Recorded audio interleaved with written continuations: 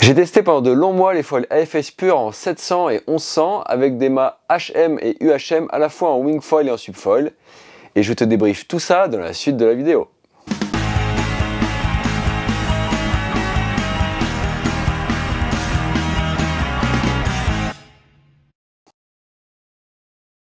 Salut les copains et les copines, bienvenue avec moi sur la Water Sport Zone pour parler des foils AFS purs que j'ai eu la chance de tester pendant plusieurs mois. Ça faisait longtemps que je voulais tester ce matos conçu et fabriqué en France du côté de la rade de Brest et donc je suis content que ça se réalise enfin.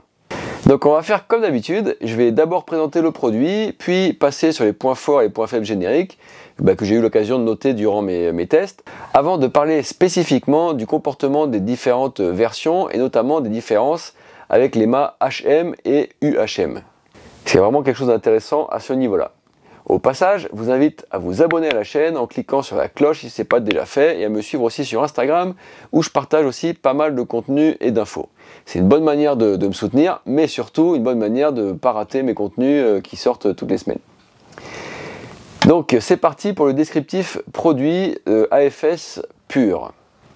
Donc d'abord AFS, c'est une marque française qui fabrique des foils full carbone dans son usine située à Pincran, non loin de Brest en Bretagne.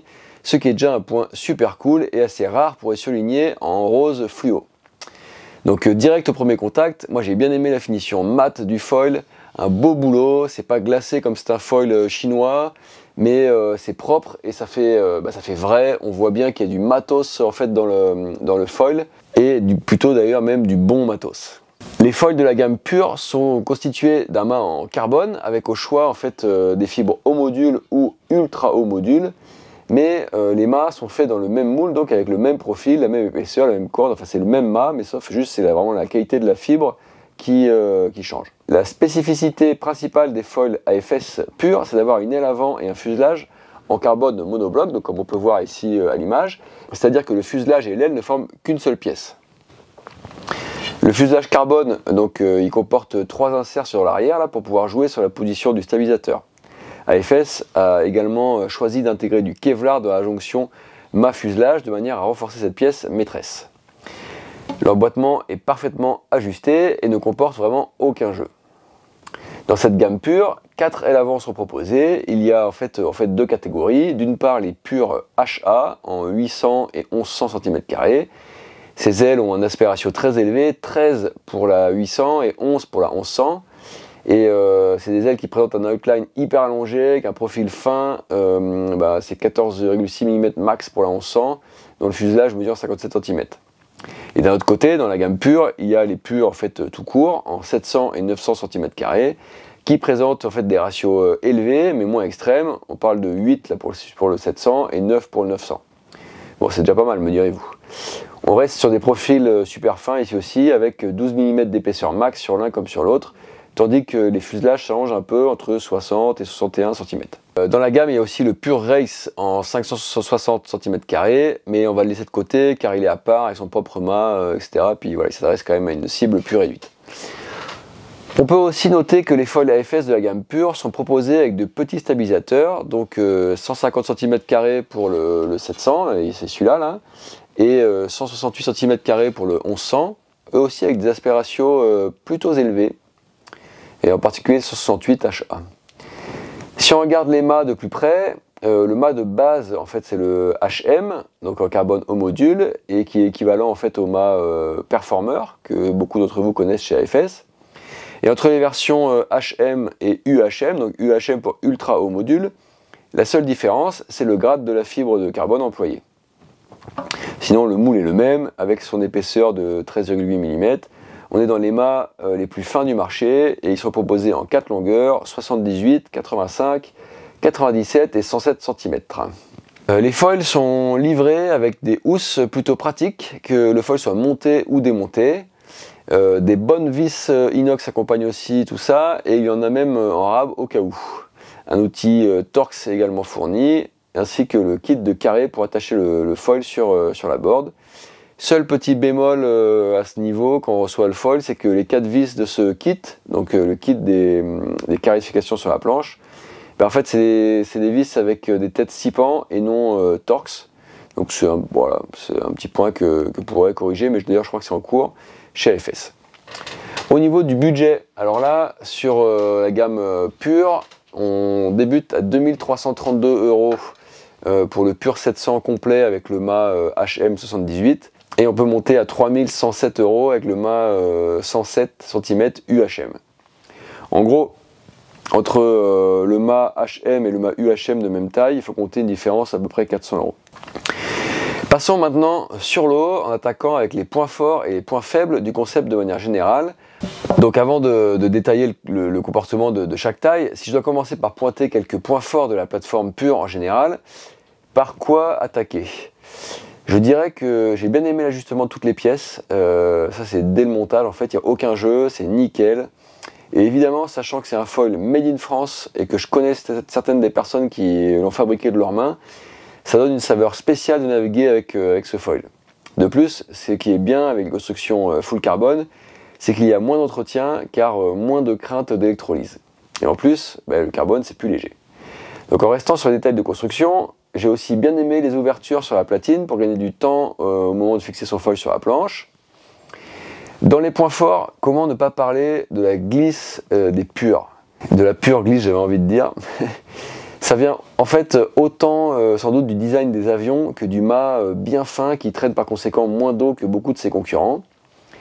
Mais que ce soit le 700 ou le 1100, chacun de leur domaine, ils offrent des performances globales super pointues.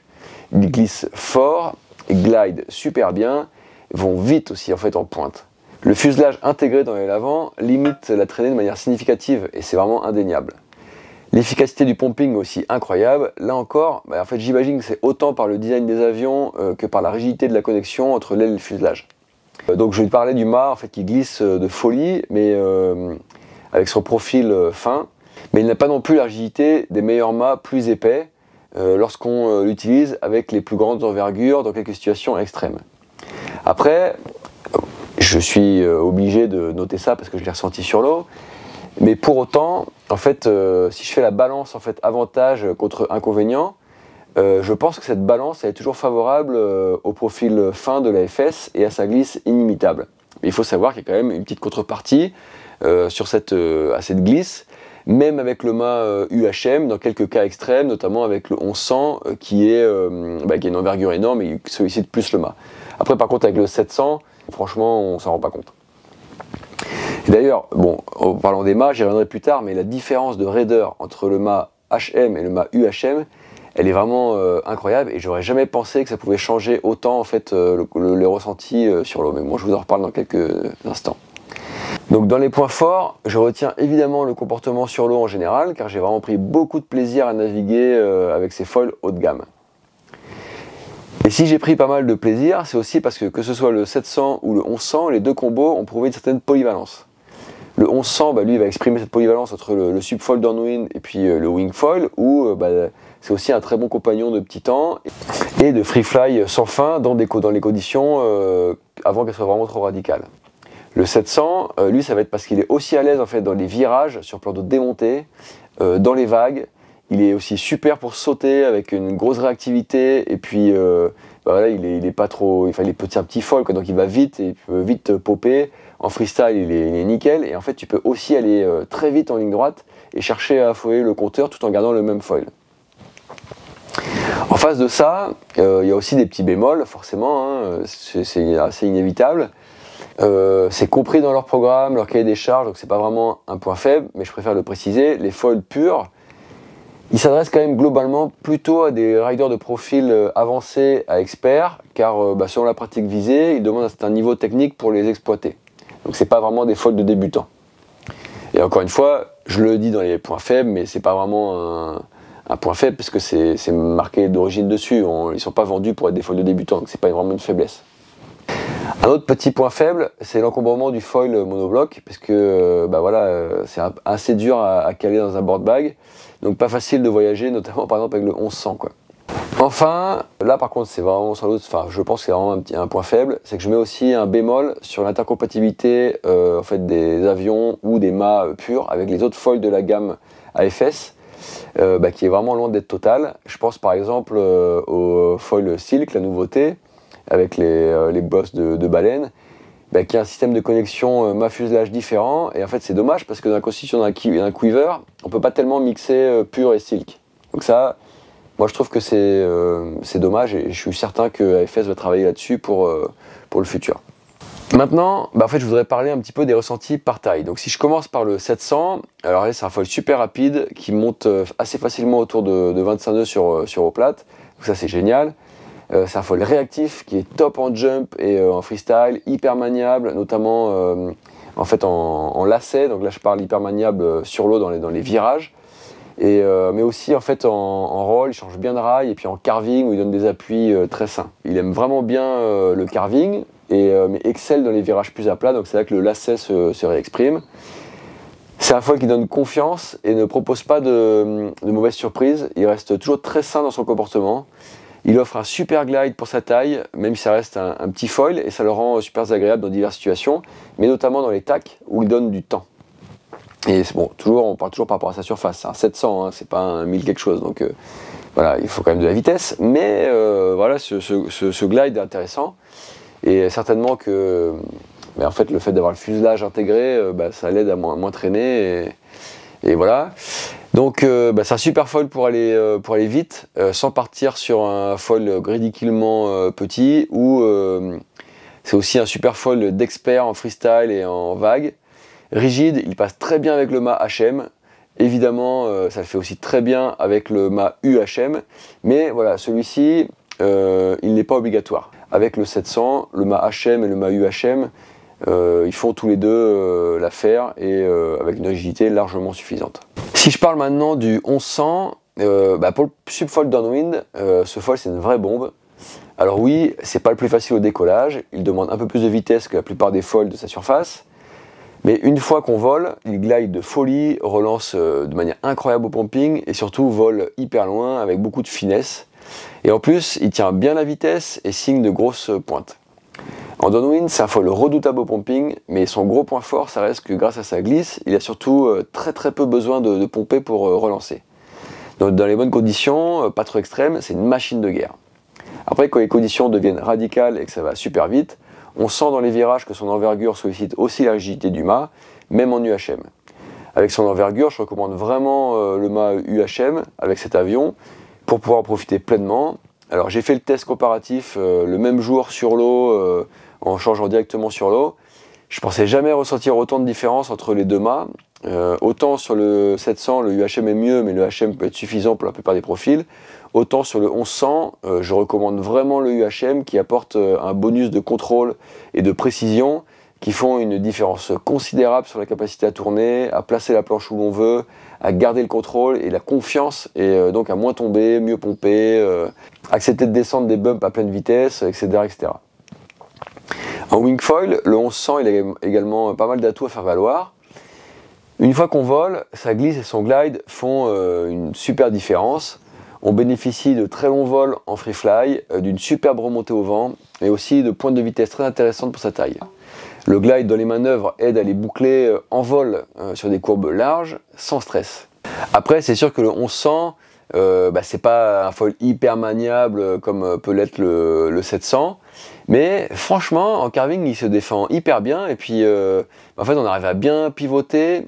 Et avec son petit stab, il se libère vraiment bien, et franchement j'ai été agréablement surpris, et je pense que vous risquez aussi d'être surpris positivement. Allez, si je dois dresser le bilan, et voilà, AFS, je suis super content d'avoir testé ces foils. Ils proposent vraiment des foils modernes, bien construits, super performants. Le fait qu'ils soient fabriqués localement en France rajoute clairement des points bonus sur ces produits qui sont certes chers, mais à prix égal, au moins on a l'impression de payer plus pour des matériaux, du savoir-faire de passionnés qui naviguent avec nous, etc. Et de payer moins pour des frais de transport, d'intermédiaires, des sous-traitants qui sont à l'autre bout du monde. Plus il y a du bon matos dans le foil, et plus on peut peut-être compter aussi sur sa fiabilité dans le temps. Je pense que c'est quand même aussi un avantage de pouvoir avoir l'usine en France, et de pouvoir parler directement avec les gens qui non seulement qui les conçoivent, mais qui fabriquent aussi les foils. Je pense que s'il y a un problème, ils sont aussi très réactifs pour réparer ou ajuster. Donc ça c'est vraiment, je pense, génial. Et alors qu'il est, le Pure 1100 avec son aspiration super élevée et son mât fin compte clairement parmi les références pour le subfoil downwind performance. C'est aussi un super foil de wingfoil pour le downwind, aussi bien que pour le petit temps pour un rider au profil confirmé. Moi j'ai pas eu la chance d'essayer le 800 qui doit aussi être dingue dans les conditions solides en subfoil. Le 700, c'est un foil qui s'adresse plus aux experts pour le freestyle et la vague, ou aux confirmés pour aller vite et affoler le GPS sur le plat. Après il y a aussi un 900, donc qui peut se rendre, je pense, plus accessible. Et puis voilà, pour les plus gros gabarits ou pour les gens un petit peu moins experts, parce que le 700 ça reste quand même un petit foil, mais voilà, c'est un super produit qui m'a beaucoup plu. Avec ces foils AFS, je trouve qu'on a vraiment l'impression d'en avoir pour son argent, et c'est intéressant, et je pense que c'est un argument assez fort. Si tu as aimé cette vidéo, tu aimeras certainement celles qui te sont proposées à l'écran. Avant de partir, n'oublie pas de t'abonner, d'activer la cloche, de laisser un commentaire et un like. Maintenant, je te dis à samedi prochain pour la prochaine vidéo. Bye bye!